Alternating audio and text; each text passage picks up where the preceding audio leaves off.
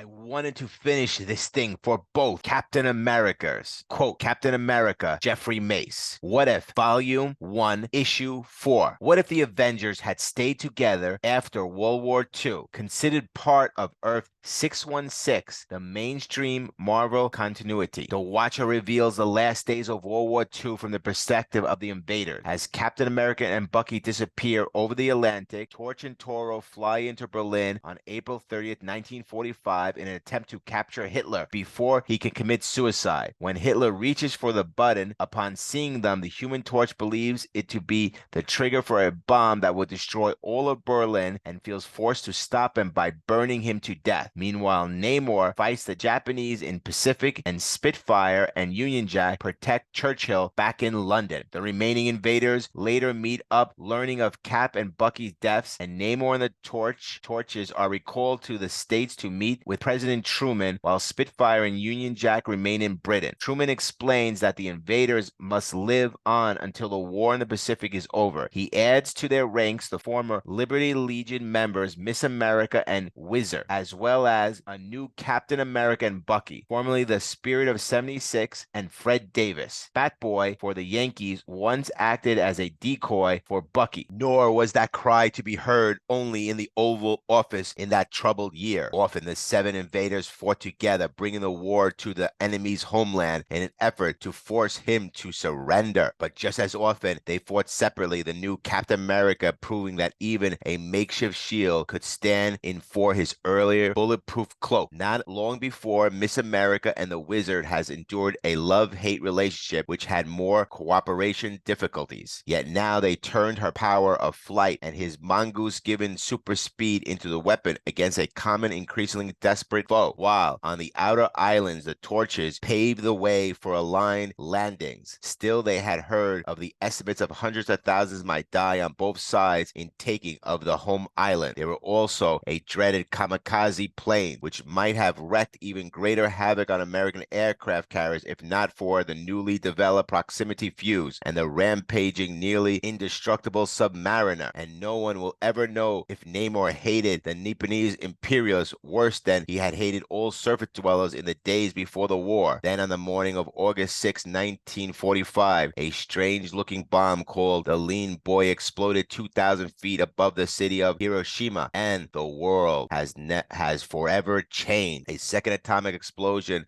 leveled much of Nagasaki 3 days later, and on Sunday, September 2nd, aboard the USS Missouri, flagship of America's Pacific Fleet, the final document of unconditional surrender was signed, and the 30 million men, women, and children who had perished on both sides, it made little difference. But to the living, you mean he has simply sent us a simple telegram? That's it, Namor. He thanks us and asks us to stay together now that the war's over, to help fight crime and the black market boys. We've never turned down a presidential request, and I vote we don't start now. Check. I too will stay, at least for the president, but our name, the Invaders, it's obsolete now. He suggests a new one, the All Winners Squad. Not too phonious, but I guess it'll do. And it did. During 1945 and 1946, the peacetime group's first major effort was an adventure that chronicles the crimes of the ages, which sent the seven superheroes into a pitched battle against the many henchmen of Isbaza, the first true atomic age villain. Needless to say, the All-Winner Squad triumphed on all fronts, and the end, the arch-villain himself plummeted to his death from atop of a massive atomic smasher. Still, even Isbala was a lackluster foe compared to the hordes of Hitler. Thus, one day in 1946, I must return home for a time. My people need me. A nice long vacation would do us all good. It's settled then. Where are you bound for, Fire Eater? Boston, where my creator, Professor Horton, lives now. I haven't seen him in years. One day in 46, the Human Torch decides to visit Phineas Horton's home in Boston to attempt to reconcile with his father, taking Toro with him. When they arrive, they find Horton has made a second android, Adam 2, who has gone mad and imprisoned his creator and fashioned several other robotic servants, including duplicates of humans he intends to replace. You don't have to write us a novel, friend. We get the picture. Ordinarily, I welcome the thought of more androids, but right now Meanwhile, where is Professor Horton? What should you care? You are no more human than I. That's open to question. Keep back, you defectively designed fool. Do you think I allow any obsolete model like yourself to ruin my plans? These androids will not melt like the hastily fashioned metal robot Horton you destroyed. Stop them. Let's go, Toro. I'm right behind you, puppy. Hey, you're in luck, Roger. These androids may not melt, but heat blast still force them back, and they're too slow to avoid a good right cross. Good thing they're made a rubbery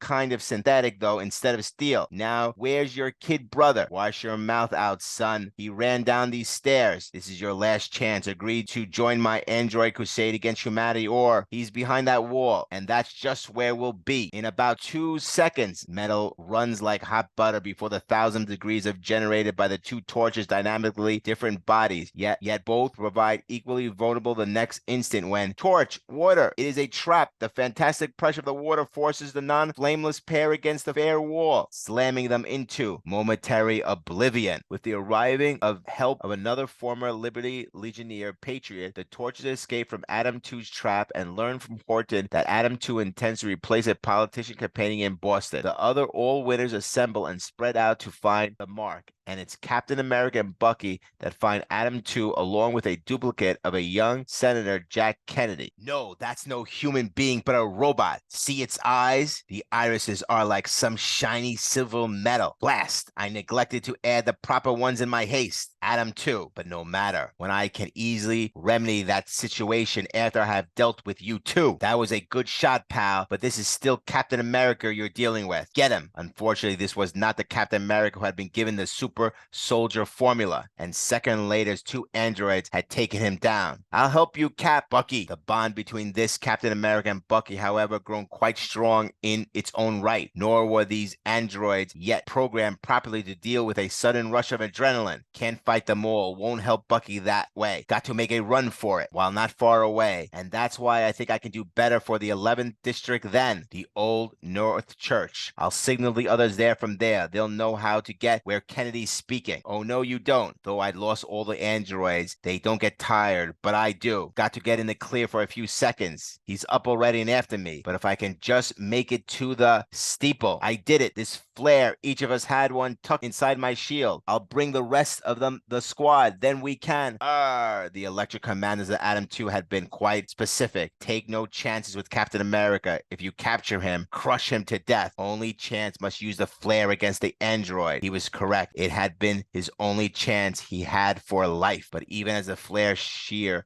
for the deactivated the androids and rebounding off it streamed into the night sky, a colorful figure collapsed over the rail from which Paul Revere had once warned of an enemy's approach. Nor was this later day a hero's warning unobserved. Thus, minutes later, when the young candidate was about to walk into the murderous hands of an inhuman foe, he received a dramatic 11th hour reprieve. Grab him, Whizzer. Consider him grabbed, Namor. Most of those costumed humans, but they're not rescue the one I meant to replace. Before that, allow that to happen, I shall dispose of him myself. Then suddenly a stripped shield as well as a red, white, and blue clad bearer interrupted themselves in the path of that deadly fist. What? No, it's not possible. One of my androids crushed your ribs. It's informed so electronically before it was incapacitated. I have studied humans these past days, but carefully full examination of Professor Horton, my creator. But it seems I did not learn enough. I must flee till I am ready to replenish my androids and strike again against humanity. And you masked sentinels, you who have seeked to block in my way with your puny fist, that